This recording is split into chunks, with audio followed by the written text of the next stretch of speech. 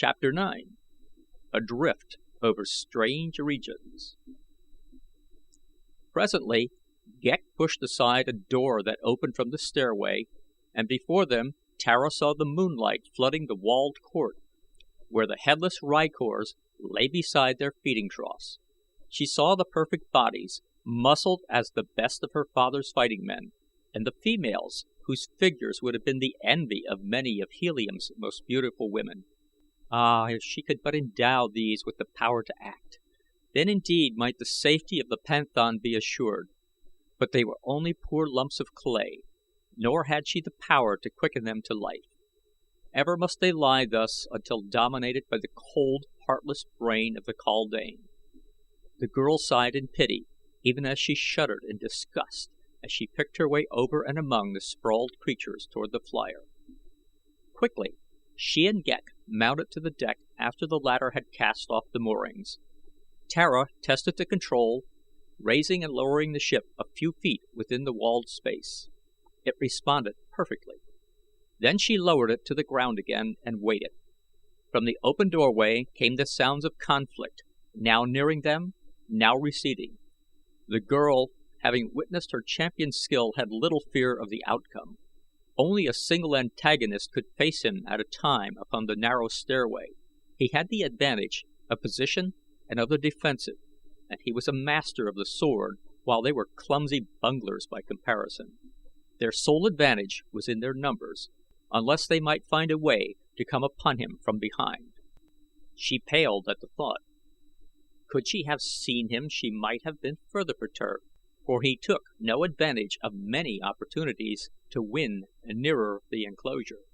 He fought coolly, but with a savage persistence that bore little semblance to purely defensive action.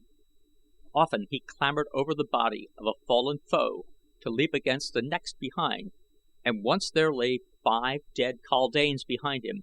So far had he pushed back his antagonists. These kaldanes that he fought, nor did the girl awaiting them upon the flier, but Gahan of Gathol was engaged in a more alluring sport than winning to freedom, for he was avenging the indignities that had been put upon the woman he loved. But presently he realized that he might be jeopardizing her safety uselessly, and so he struck down another before him and turning leaped quickly up the stairway, while the leading kaldanes slipped upon the brain-covered floor and stumbled in pursuit. Gahan reached the enclosure 20 paces ahead of them and raced toward the flier. "Rise!" he shouted to the girl. "I will ascend the cable." Slowly the small craft rose from the ground as Gahan leaped the inert bodies of the rykors lying in his path. The first of the pursuers sprang from the tower just as Gahan seized the trailing rope. "Faster!" he shouted to the girl above, "or they will drag us down." But the ship seemed scarcely to move, though in reality she was rising as rapidly as might have been expected of a one-man flier carrying a load of 3. Gahan swung free above the top of the wall, but the end of the rope still dragged the ground as the kaldanes reached it. They were pouring in a steady stream from the tower into the enclosure. The leader seized the rope. "Quick!" he cried. "Lay hold, and we will drag them down." It needed but the weight of a few to accomplish his design. The ship was stopped in its flight, and then, to the horror of the girl, she felt it being dragged steadily downward. Gahan, too, realized the danger and the necessity for instant action. Clinging to the rope with his left hand, he had wound a leg about it, leaving his right hand free for his long sword which he had not sheathed. A downward cut clove the soft head of a kaldane, and another severed the taut rope beneath the Panthan's feet. The girl heard a sudden renewal of the shrill whistling of her foes, and at the same time she realized that the craft was rising again. Slowly it drifted upward, out of reach of the enemy, and a moment later she saw the figure of Turan clamber over the side. For the first time in many weeks her heart was filled with the joy of thanksgiving, but her first thought was of another. "You are not wounded?" she asked. "No, Tara of Helium," he replied. "They were scarce worth the effort of my blade, and never were they a menace to me because of their swords." "They should have slain you easily," said Ghek. So great and highly developed is the power of reason among us that they should have known before you struck just where, logically, you must seek to strike, and so they should have been able to parry your every thrust and easily find an opening to your heart. But they did not, Ghek, Gahan reminded him. Their theory of development is wrong, for it does not tend toward a perfectly balanced whole. You have developed the brain and neglected the body, and you can never do with the hands of another what you can do with your own hands. Mine are trained to the sword. Every muscle responds instantly and accurately, and almost mechanically, to the need of the instant.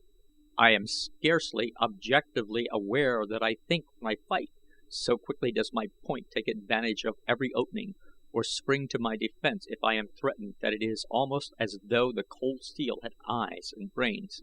You, with your kaldane brain and your rykor body, never could hope to achieve, in the same degree of perfection, those things that I can achieve. Development of the brain should not be the sum total of human endeavor. The richest and happiest peoples will be those who attain closest to well-balanced perfection of both mind and body, and even these must always be short of perfection. In absolute and general perfection lies stifling monotony and death. Nature must have contrasts. She must have shadows as well as highlights, sorrow with happiness, both wrong and right, and sin as well as virtue. Always have I been taught differently, replied Ghek. But since I have known this woman and you, of another race, I have come to believe that there may be other standards fully as high and desirable as those of the kaldanes. At least I have had a glimpse of the thing you call happiness, and I realize that it may be good even though I have no means of expressing it. I cannot laugh nor smile, and yet within me is a sense of contentment when this woman sings, a sense that seems to open before me wondrous vistas of beauty and unguessed pleasure that far transcend the cold joys of a perfectly functioning brain. I would that I had been born of thy race. Caught by a gentle current of air, the flier was drifting slowly toward the northeast, across the valley of Bantoom. Below them lay the cultivated fields, and one after another they passed over the strange towers of Moak and Nolak and the other kings of the swarms that inhabited this weird and terrible land. Within each enclosure, surrounding the towers, grovelled the rykors, repellent, headless things, beautiful yet hideous. A lesson those, remarked Gahan, indicating the rykors in an enclosure above which they were drifting at the time, to that fortunately small minority of our race which worships the flesh and makes a god of appetite. You know them, Tara of Helium. They can tell you exactly what they had at the midday meal 2 weeks ago, and how the loin of the thoat should be prepared, and what drink should be served with the rump of the zitidar. Tara of Helium laughed, but not one of them could tell you the name of the man whose painting took the Jedak's award in the Temple of Beauty this year, she said. Like the rykors, their development has not been balanced. Fortunate indeed are those in which there is combined a little good and a little bad, a little knowledge of many things outside their own callings, a capacity for love and a capacity for hate. For such as these can look with tolerance upon all, unbiased by the egotism of him whose head is so heavy on one side that all his brains run to that point. As Gahan ceased speaking, Ghek made a little noise in his throat as one does who would attract attention. You speak as one who has thought much upon many subjects. Is it, then, possible that you of the red race have pleasure in thought? Do you know aught of the joys of introspection? Do reason and logic form any part of your lives? Most assuredly, replied Gahan, but not to the extent of occupying all our time, at least not objectively. You, Ghek, are an example of the egotism of which I spoke. Because you and your kind devote your lives to the worship of mind, you believe that no other created beings think, and possibly We do not in the sense that you do, who think only of yourselves and your great brains. We think of many things that concern the welfare of a world. Had it not been for the red men of Barsoom, even the kaldanes had perished from the planet, for while you may live without air, the things upon which you depend for existence cannot. And there had been no air in sufficient quantities upon Barsoom these many ages, had not a red man planned and built the great atmosphere plant which gave new life to a dying world. What have all the brains of all the kaldanes that have ever lived done to compare with that single idea of a single red man? Ghek was stumped. Being a kaldane, he knew that brains spelled the sum total of universal achievement, but it had never occurred to him that they should be put to use in practical and profitable ways. He turned away and looked down upon the valley of his ancestors, across which he was slowly drifting. Into what unknown world? He should be a veritable god among the underlings, he knew, but somehow a doubt assailed him. It was evident that these two from that other world were ready to question his preeminence. Even through his great egotism was filtering a suspicion that they patronized him, perhaps even pitied him. Then he began to wonder what was to become of him. No longer would he have many rykors to do his bidding, only this single one, and when it died, there could not be another. When it tired, Ghek must lie almost helpless while it rested. He wished that he had never seen this red woman. She had brought him only discontent and dishonor and now exile. Presently, Tara of Helium commenced to hum a tune, and Ghek, the kaldane, was content.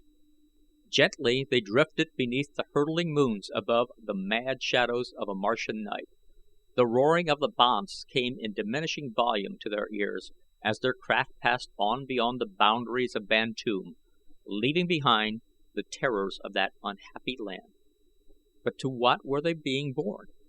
The girl looked at the man sitting cross-legged upon the deck of the tiny flier, gazing off into the night ahead, apparently absorbed in thought. "Where are we?" she asked. "Toward what are we drifting?" Turan shrugged his broad shoulders. "The stars tell me that we are drifting toward the northeast," he replied, "but where we are, or what lies in our path, I cannot even guess. A week since I could have sworn that I knew what lay behind each succeeding ridge that I approached, but now I admit in all humility that I have no conception of what lies a mile in any direction. Tara of Helium, I am lost, and that is all that I can tell you." He was smiling, and the girl smiled back at him. There was a slightly puzzled expression on her face. There was something tantalizingly familiar about that smile of his. She had met many a panthan. They came and went, following the fighting of a world, but she could not place this one. "From what country are you, Turan?" she asked suddenly. "Know you not, Tara of Helium," he countered, "that a panthan has no country? Today he fights beneath the banner of one master, tomorrow beneath that of another." "But you must owe allegiance to some country when you are not fighting," she insisted. "What banner, then, owns you now?" He rose and stood before her, then, bowing low, "And I am acceptable," he said. "I serve beneath the banner of the daughter of the Warlord, now and forever." She reached forth and touched his arm with a slim brown hand. "Your services are accepted," she said, "and if ever we reach Helium, I promise that your reward shall be all that your heart could desire." "I shall serve faithfully, hoping for that reward," he said, but Tara of Helium did not guess what was in his mind, thinking rather that he was mercenary.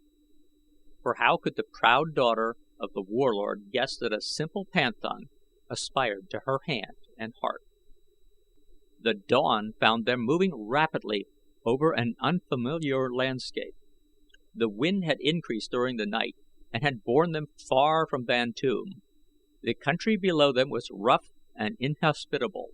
No water was visible, and the surface of the ground was cut by deep gorges, while nowhere was any but the most meager vegetation discernible. They saw no life of any nature, nor was there any indication that the country could support life. For 2 days they drifted over this horrid wasteland. They were without food or water and suffered accordingly. Ghek had temporarily abandoned his rykor after enlisting Turan's assistance in lashing it safely to the deck. The less he used it, the less would its vitality be spent. Already it was showing the effects of privation. Ghek crawled about the vessel like a great spider, over the side, down beneath the keel, and up over the opposite rail. He seemed equally at home one place as another. For his companions, however, the quarters were cramped, for the deck of a one-man flier is not intended for 3. Turan sought always for signs of water. Water they must have, or that water-giving plant which makes life possible upon many of the seemingly arid areas of Mars. But there was neither the one nor the other for these 2 days, and now the 3rd night was upon them. The girl did not complain, but Turan knew that she must be suffering, and his heart was heavy within him. Ghek suffered least of all, and he explained to them that his kind could exist for long periods without food or water. Turan almost cursed him as he saw the form of Tara of Helium slowly wasting away before his eyes, while the hideous Kaldane seemed as full of vitality as ever. "There are circumstances," remarked Ghek, "under which a gross and material body is less desirable than a highly developed brain." Turan looked at him, but said nothing. Tara of Helium smiled faintly. "One cannot blame him," she said. "Were we not a bit boastful in the pride of our superiority? When our stomachs were filled," she added. "Perhaps there is something to be said for their system," Turan admitted. "If we could but lay aside our stomachs when they cried for food and water, I have no doubt but that we should do so." "I should never miss mine now," assented Tara. "It is mighty poor company." A new day had dawned, revealing a less desolate country, and renewing again the hope that had been low within them. Suddenly Turan leaned forward, pointing ahead. "Look, Tara of Helium," he cried. "A city! As I am Turan the Panthan, a city!" Far in the distance the domes and walls and slender towers of a city shone in the rising sun. Quickly the man seized the control and the ship dropped rapidly behind a low range of intervening hills, for well Turan knew that they must not be seen until they could discover whether friend or foe inhabited the strange city. Chances were that they were far from the abode of friends, and so must the Panthan move with the utmost caution. But there was a city, and where a city was water, even though it were a deserted city, and food if it were inhabited. To the red man, food and water, even in the citadel of an enemy, meant food and drink for Tara of Helium. He would accept it from friends or he would take it from enemies. Just so long as it was there he would have it, and there was shown the egotism of a fighting man, though Turan did not see it, nor Tara who came from a long line of fighting men. But Ghek might have smiled had he known how. Turan permitted the flier to drift closer behind the screening hills, and then, when he could advance no farther without fear of discovery, he dropped the craft gently to the ground in a little ravine, and leaping over the side made her fast to a stout tree. For several moments they discussed their plans, whether it would be best to wait where they were until darkness hid their movements and then approach the city in search of food and water, or approach it now, taking advantage of what cover they could, until they could glean something of the nature of its inhabitants. It was Turan's plan which finally prevailed. They would approach as close as safety dictated, in the hope of finding water outside the city, food too perhaps. If they did not, they could at least reconnoiter the ground by daylight, and then when night came, Turan could quickly come close to the city and in comparative safety prosecute his search for food and drink. Following the ravine upward they finally topped the summit of the ridge, from which they had an excellent view of that part of the city which lay nearest them, though themselves hidden by the brush behind which they crouched. Ghek had resumed his rykor, which had suffered less than either Tara or Turan through their enforced fast. The first glance at the city, now much closer than when they had first discovered it, revealed the fact that it was inhabited. Banners and pennons broke from many a staff. People were moving about the gate before them. The high white walls were paced by sentinels at far intervals. Upon the roofs of higher buildings the women could be seen airing the sleeping silks and furs. Turan watched it all in silence for some time. "I do not know them," he said at last. "I cannot guess what city this may be, but it is an ancient city. Its people have no flyers and no firearms. It must be old indeed." "How do you know they have not these things?" asked the girl. "There are no landing stages upon the roofs, not one that can be seen from here. While we were looking similarly at Helium we would see hundreds, and they have no firearms because their defenses are all built to withstand the attack of spear and arrow. With spear and arrow, they are an ancient people." "If they are ancient, perhaps they are friendly," suggested the girl. "Did we not learn as children in the history of our planet that it was once peopled by a friendly, peace-loving race?" "But I fear they are not as ancient as that," replied Turan, laughing. "It has long been ages since the men of Barsoom loved peace." "My father loves peace," returned the girl. "And yet he is always at war," said the man. She laughed. "But he says he likes peace." "We all like peace," he rejoined. "Peace with honor, but our neighbors will not let us have it, and so we must fight." "And to fight well, men must like to fight," she added.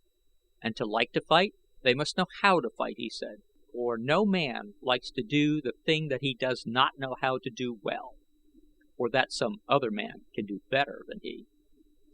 "And so always there will be wars and men will fight," he concluded, "for always the men with hot blood in their veins will practice the art of war." "We have settled a great question," said the girl, smiling, "but our stomachs are still empty." "Your panthan is neglecting his duty," replied Turan, "and how can he with the great reward always before his eyes?" She did not guess in what literal a sense he spoke.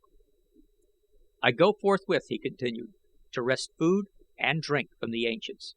"No," she cried, laying a hand upon his arm, "not yet.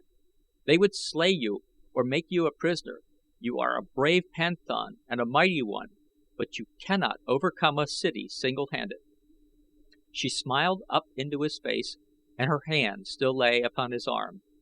He felt the thrill of hot blood coursing through his veins. He could have seized her in his arms and crushed her to him. There was only Ghek the kaldane there, but there was something stronger within him that restrained his hand. Who may define it, that inherent chivalry that renders certain men the natural protectors of women? From their vantage point they saw a body of armed warriors ride forth from the gate, and winding along a well-beaten road pass from sight about the foot of the hill from which they watched. The men were red, like themselves, and they rode the small saddled thoats of the red race. Their trappings were barbaric and magnificent, and in their headdress were many feathers, as had been the custom of the ancients. They were armed with swords and long spears, and they rode almost naked, their bodies being painted in ochre and blue and white. There were perhaps a score of them in the party, and as they galloped away on their tireless mounts they presented a picture at once savage and beautiful. "They have the appearance of splendid warriors," said Turan. "I have a great mind to walk boldly into their city and seek service." Tara shook her head. "Wait," she admonished. "What would I do without you, and if you were captured how could you collect your reward?" "I should escape," he said. "At any rate I shall try it," and he started to rise. "You shall not," said the girl, her tone all authority. The man looked at her quickly, questioningly. "You have entered my service," she said, a trifle haughtily. You have entered my service for hire, and you shall do as I bid you." Turan sank down beside her again with a half smile upon his lips. "It is yours to command, Princess," he said. The day passed. Ghek, tiring of the sunlight, had deserted his rykor and crawled down a hole he had discovered close by. Tara and Turan reclined beneath the scant shade of a small tree. They watched the people coming and going through the gate. The party of horsemen did not return. A small herd of zitidars was driven into the city during the day, and once a caravan of broad-wheeled carts drawn by these huge animals wound out of the distant horizon and came down to the city. It, too, passed from their sight within the gateway. Then darkness came, and Tara of Helium bid her panthan search for food and drink, but she cautioned him against attempting to enter the city.